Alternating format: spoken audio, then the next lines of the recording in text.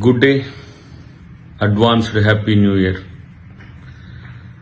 ప్రజలందరూ కూడా ముఖ్యంగా యువత ఈరోజు జాగ్రత్త వహించాల్సిన ఈ 2 రోజులు 31వ తారీఖు.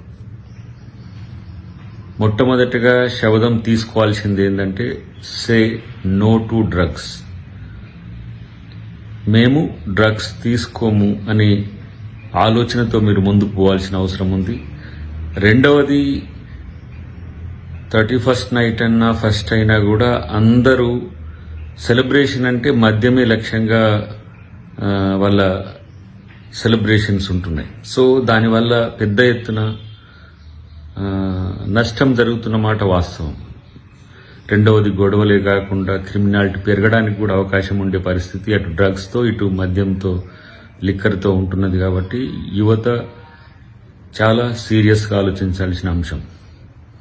ఫ్యామిలీ మెంబర్స్తో లేదంటే ఫ్రెండ్స్తో మీరు ఎంజాయ్ చేసుకునే విధానం అందరికీ మోడల్గా ఉండాల్సిన అవసరం ఉంది. కాబట్టి తెలంగాణే కాదు ఆంధ్రప్రదేశ్ అయినా ఎవరైనా సరే ప్రజలు కానీ యువత కానీ ఏ స్థాయి వ్యక్తులైనా సరే సంతోషాన్ని మరింత రెట్టించే విధంగా చేసుకోవాలి తప్పితే మత్తుతో కాదనేది గుర్తుపెట్టుకోవాలి. ఇయర్ ఎండింగ్ బ్యాషెస్ అంటే మొత్తం రాక్ అండ్ ర్యాప్ లెక్క లేదంటే ఈవెంట్స్, తర్వాత పబ్స్ లేదంటే స్పెషల్ షోస్తో మొత్తం నిండుకొని మొత్తం ప్రజలంతా కూడా కన్ఫ్యూజ్ చేసే పనిలో ఉంటాయి. ఎక్కడైనా సరే అల్టిమేట్గా సంతోషం అనేది ఎండింగ్ పాయింట్గా ఉండాలి తప్పితే విషాదం అనేది ఉండకూడని పరిస్థితిని మీరు కలుగజేసుకోవాల్సిన అవసరం ఉంది. ఇటు ప్రభుత్వం, స్వచ్ఛంద సేవా సంస్థలు లేదంటే ఎవరైతే సామాజికవేత్తలు ఉంటారో వాళ్ళందరూ కూడా చెప్తున్నది మన మంచి కోసమే అనే విషయాన్ని గమనించాల్సిన అవసరం ఉంది. తెలంగాణ ప్రభుత్వం అయితే ప్రత్యేకించి ఈ విషయాల్లో డ్రగ్స్ను ఏ విధంగా ఉక్కుపాదంతో అనగదొక్కాలనే ఆలోచన ఉంది. కాబట్టి మీరు ఎక్కడ కూడా వాటి పట్ల ఆకర్షితులు కాకండి. ఎక్కడైనా మీకు ఆ సమాచారం వచ్చే తిరుగుంటే 100కి కానీ మిగతా ఇతరత్ర వ్యవస్థలకు మీరు సమాచారం అందియండి.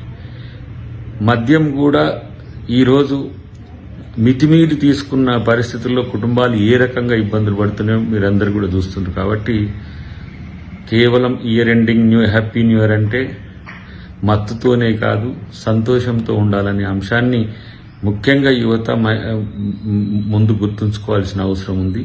ఎందుకంటే వాళ్ళే రేపు దేశానికి వెన్నుముక. కాబట్టి ప్రభుత్వం కూడా